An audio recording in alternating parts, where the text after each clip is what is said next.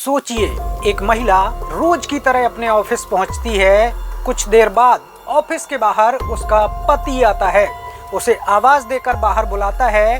दोनों के बीच कुछ मिनट बातचीत होती है और फिर अचानक गोलियों की आवाज गूंजती है। जिस शख्स को दिव्या अपना पति समझकर सामने खड़ी थी, उसी के हाथ में कुछ सेकंड बाद बंदूक थी। लेकिन कहानी यहीं खत्म नहीं हुई। दिव्या की हत्या के बाद आरोपी घर पहुंचा। वहां एक और खौफनाक वारदात हुई और देखते ही देखते एक रिश्ते का विवाद 3 जिंदगियों के खत्म होने की वजह बन गया। आखिर उस दिन ऐसा क्या हुआ था? पति पत्नी के बीच ऐसा कौन सा विवाद चल रहा था जो बैंक के बाहर गोलीबारी तक पहुंच गया? और इस पूरे मामले का मशहूर पत्रकार और यूट्यूबर प्रज्ञा मिश्रा से क्या कनेक्शन है? आज हम आपको बताएंगे लखनऊ के दिव्या मिश्रा हत्याकांड की वो पूरी कहानी, जिसने चंद मिनटों में 3 जिंदगियां खत्म कर दी। नमस्कार, मैं हूं लक्ष्मण चौरसिया और आप देख रहे हैं क्राइम स्टोरीज। 20 अगस्त 2026 उत्तर प्रदेश की राजधानी का गोमती नगर। दोपहर करीब 12 बजे के आसपास ICICI बैंक की शाखा के बाहर सब कुछ एकदम सामान्य था। दिव्या मिश्रा बैंक में रिलेशनशिप मैनेजर के तौर पर काम करती थी। वह एक क्लाइंट मीटिंग से वापस बैंक पहुंची थी। इसी दौरान उसका पति मानस वाजपेयी वहां पहुंचा, उसको बाहर बुलाया। दोनों के बीच कुछ बातचीत हुई और इसके कुछ देर बाद मानस ने कथित तौर पर दिव्या पर गोली चला दी। CCTV कैमरे से सामने आई रिपोर्ट में दोनों के बीच विवाद और फिर हमले का घटनाक्रम दिखाई देने की बात कही गई है। गोली चलने के बाद बैंक के कर्मचारी और सुरक्षा कर्मी मौके की तरफ भागे, जहां दिव्या गंभीर रूप से घायल पड़ी थी, जिसके तुरंत बाद उसे अस्पताल ले जाया गया। लेकिन डॉक्टरों ने उसे मृत घोषित कर दिया। यानी जिस जगह दिव्या रोज अपने काम के लिए जाती थी, उसी वर्क प्लेस के बाहर उसकी जिंदगी खत्म कर दी गई। लेकिन कहानी यहीं खत्म नहीं हुई। दिव्या पर हमला करने के बाद मानस मौके से फरार हो गया। पुलिस के मुताबिक वह करीब 2 से 3 किलोमीटर दूर अपने किराए के घर की तरफ गया और वहीं से इस केस ने ऐसा मोड़ लिया जिसने सभी को हैरान कर दिया। मानस ने घर पहुंचकर टीवी पर तेज आवाज में हनुमान चालीसा चलाई और इसके बाद अपनी 28 वर्षीय बहन सीबा की गोली मारकर हत्या कर दी। इसके बाद उसने खुद को भी गोली मार ली। यानी कुछ ही समय में 3 जिंदगियां खत्म हो चुकी थी। दिव्या मिश्रा, सीबा वाजपेयी और मानस वाजपेयी। पुलिस ने दोनों घटना स्थलों की जांच और हथियार बरामद कर लिए हैं। फॉरेंसिक टीमों ने दोनों जगहों में साक्ष्य जुटाए और CCTV समेत दूसरे डिजिटल और भौतिक सबूतों की जांच शुरू कर दी है। लेकिन घर के अंदर क्या हुआ? प्रत्यक्षदर्शी अंकुर ने किया बड़ा खुलासा। इस मामले में एक स्थानीय व्यक्ति अंकुर का भी बयान सामने आया है, जिसने घर के अंदर की स्थिति के बारे में महत्वपूर्ण जानकारी दी है। अंकुर के मुताबिक उसकी मां ने उनसे मानस का व्हाट्सएप स्टेटस देखने को कहा था। जब उसने स्टेटस देखा तो उसमें उसकी पत्नी को लेकर एक संदेश था। इसके बाद जब वह बाहर आया तो कुछ किराएदार दरवाजा खुलवाने की कोशिश कर रहे थे, लेकिन दरवाजा नहीं खुला। परिवार के कुछ लोग भी वहां पहुंचे और आखिरकार दरवाजा खोला गया और जब अंदर का मंजर सामने आया तो बाहर खड़े लोगों की रूह कांप उठी। मानस और उसकी बहन दोनों मृत पड़े थे।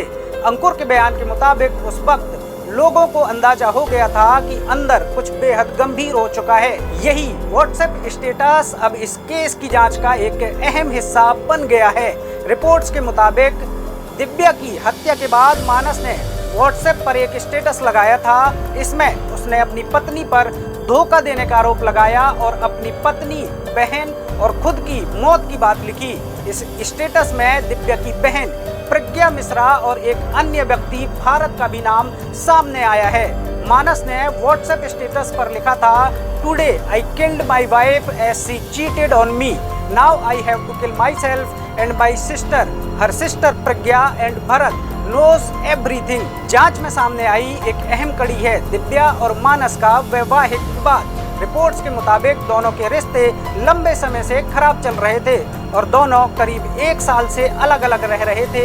दिव्या ने तलाक के लिए अदालत का दरवाजा भी खटखटाया था।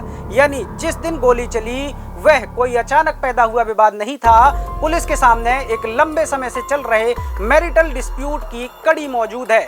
पुलिस इस तलाक के मुकदमे, वैवाहिक विवाद और उससे जुड़े दूसरे मामलों की भी जांच कर रही है। पुलिस जांच और मीडिया रिपोर्ट्स के मुताबिक दिव्या मिश्रा और उनके पति मानस बाजपेयी के बीच पिछले 1 साल से फैमिली कोर्ट में तलाक का केस चल रहा था। इसी दौरान दिव्या की तरफ से 1 से 1.5 करोड़ रुपए की एलिमनी और स्त्री धन की मांग की गई थी। अब आती है प्रज्ञा मिश्रा की कहानी। पत्रकार और यूट्यूबर प्रज्ञा मिश्रा मृतका दिव्या मिश्रा की बहन है। जब प्रज्ञा को अपनी बहन की गोली मारे जाने की खबर मिली, तब उन्होंने सोशल मीडिया पर एक बेहद भावुक पोस्ट किया। उन्होंने लिखा कि उन्हें अभी अभी फोन आया है कि गोमती नगर में उनकी बहन को गोली मार दी गई है और वह लोहिया अस्पताल में है। उन्होंने पुलिस अधिकारियों को टैग करते हुए अपनी बहन की जान बचाने की अपील की। यह पोस्ट दिव्या की मौत से पहले किया गया था। सोचिए, एक पत्रकार जो रोज खबरों को रिपोर्ट करती है, उसी के सामने अचानक उसकी अपनी बहन की जिंदगी से जुड़ी सबसे भयावह खबर आ गई। और इसके बाद प्रज्ञा ने सोशल मीडिया पर कई गंभीर दावे किए। प्रज्ञा मिश्रा ने आरोप लगाया कि उनकी बहन लंबे समय से मानसिक और शारीरिक प्रताड़ना झेल रही थी। उन्होंने कहा कि छोटी छोटी बातों पर भी दिव्या के साथ मारपीट की जाती थी। एक उदाहरण देते हुए उन्होंने दावा किया कि ऑनलाइन मंगाए गए खराब टमाटर जैसी मामूली बात पर भी दिव्या को पीटा गया था। प्रज्ञा ने आगे यह भी आरोप लगाया कि दिव्या को उनके पति ने स्टॉक किया और हत्या से पहले बैंक के आसपास के इलाकों की रेकी भी की थी। उनके अनुसार मानस ऑटो से वहां पहुंचा और उसके पास हथियार थे। यूट्यूबर ने सोशल मीडिया पर दिव्या की चोटों की तस्वीरें साझा करते हुए हमले की भयावहता का दावा भी किया। इस पूरे मामले का एक बेहद संवेदनशील पहलू है मानस बाजपेयी और उसकी 28 वर्षीय बहन शिवा की मानसिक स्थिति। प्रज्ञा मिश्रा ने अपने सोशल मीडिया पोस्ट में मानव के व्यवहार को लेकर एक बेहद गंभीर आरोप लगाए हैं और उसे साइको तक कहा है। उनके मुताबिक मानस का व्यवहार लंबे समय से असामान्य था और दिव्या इसी वजह से उससे अलग रह रही थी। और अब कहानी का सबसे दुखद हिस्सा, मानस की 28 वर्षीय बहन शिवा। रिपोर्ट्स के मुताबिक शिवा मानसिक रूप से बीमार थी और मानस उसके साथ हुस्सड़िया इलाके के किराए के मकान में रह रहा था। यानी जिस घर में मानस वापस लौटा था, वहां उसकी ऐसी बहन मौजूद थी जो खुद अपनी मानसिक बीमारी के कारण संभवतः दूसरों की मदद और देखभाल पर निर्भर थी। प्रज्ञा मिश्रा का सबसे बड़ा और चौंकाने वाला दावा 21 अगस्त को सामने आए एक और बयान में उन्होंने मानस और उसकी बहन द्वारा उनकी बीमार मां के साथ भी मारपीट का दावा किया है, जिसके कारण उनकी मौत हो गई थी। यानी अब जांच का दायरा सिर्फ दिव्या की हत्या तक सीमित नहीं रह गया है। पुराने घरेलू विवाद, तलाक का मुकदमा, कथित प्रताड़ना, व्हाट्सएप स्टेटस और परिवार के भीतर के पुराने आरोप, इन सभी कड़ियों को जोड़ना पुलिस के सामने अब चुनौती होगी। इस कहानी का शायद सबसे भावुक पहलू प्रज्ञा का एक और बयान है। उन्होंने बताया कि उन्हें अपनी मां को दिव्या की मौत की खबर बताने की हिम्मत नहीं हो रही थी। उन्होंने कहा कि दिव्या का शव पोस्टमार्टम हाउस के फ्रीजर में रखा है, लेकिन मां को यह सच बताना उनके लिए बेहद मुश्किल है। एक तरफ पुलिस 2 क्राइम सीन से सबूत जुटा रही थी, दूसरी तरफ एक परिवार अपनी बेटी और बहन को खो चुका था और एक मां को अभी भी यह नहीं पता था कि उसकी बेटी अब इस दुनिया में नहीं रही। पुलिस ने दोनों क्राइम सीन्स की जांच की है। फॉरेंसिक टीमों ने साक्ष्य जुटाए हैं। सीसीटीवी फुटेज की जांच की जा रही है। हथियारों को कब्जे में लेकर उनकी जांच जारी है। परिवार के सदस्यों और आसपास के मौजूद लोगों से पूछताछ की जा रही है और सबसे महत्वपूर्ण, मानस के व्हाट्सएप स्टेटस और उसमें चीट करने के लगाए गए आरोपों की जांच की जा रही है। दिव्या की जिंदगी खत्म हो गई है। आरोपी भी अब इस दुनिया में नहीं है और उसके बाद हुई दूसरी हत्या ने इस कहानी को और भी भयावह बना दिया। लेकिन 3 मौतों के बाद भी कई सवाल जिंदा हैं। क्या दिव्या और मानस के बीच चल रहा विवाद इतना गहरा हो चुका था कि उसका अंत सिर्फ मौत से ही होना था? क्या आरोपी ने पहले से सब कुछ तय कर लिया था? और क्या उस आखिरी मुलाकात से पहले ही इस कहानी का अंत लिखा गया था? सीसीटीवी ने हमें वारदात के कुछ आखिरी पल दिखा दिए हैं, लेकिन उन कुछ मिनटों के पीछे छिपी पूरी कहानी अभी भी जांच के घेरे में है, क्योंकि कभी कभी अपराध की सबसे खौफनाक तस्वीर वो नहीं होती जो कैमरे में दिखाई देती है, बल्कि वो होती है जो कैमरे के पीछे छूट जाती है।